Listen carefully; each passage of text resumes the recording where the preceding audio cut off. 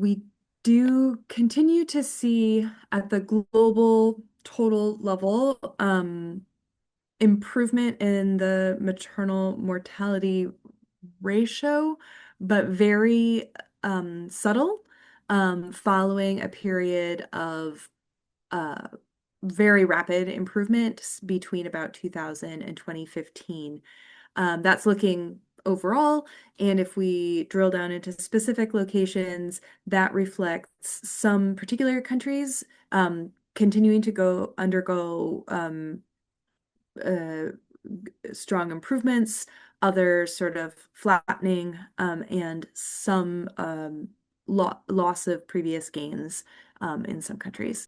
Where we have the greatest burden in sub-Saharan Africa, a lot of the many countries have seen little improvement over the entire period.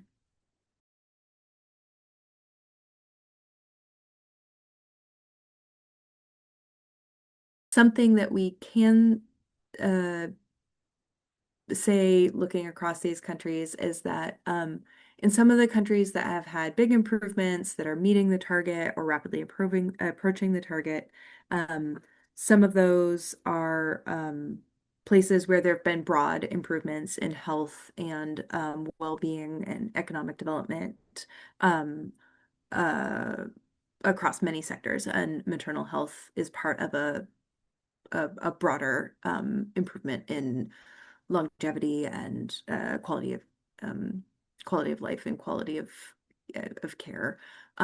So places like China, but in other places we've seen really big improvements in countries that haven't had as much sweeping improvement, but have made very specific investments in maternal care. Um, both increasing coverage and also quality of the services provided to mothers, um, and uh, in particular, improving the quality of what health facilities have to offer when women are access labor and delivery care.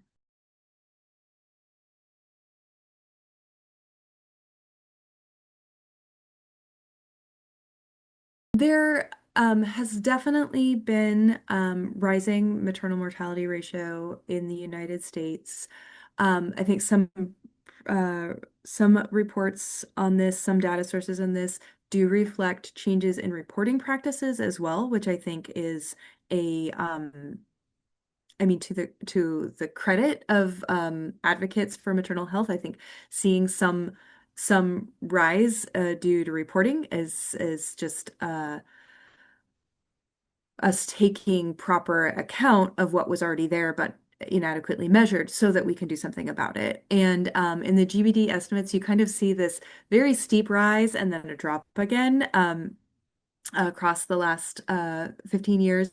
And I think that really does reflect first getting a better handle on the scale of the problem and then making some further adjustments to reporting to really hone in and make sure we're getting it right. We know that there were changes to how the national vital statistics were reported prior to 2007 and then after 2016.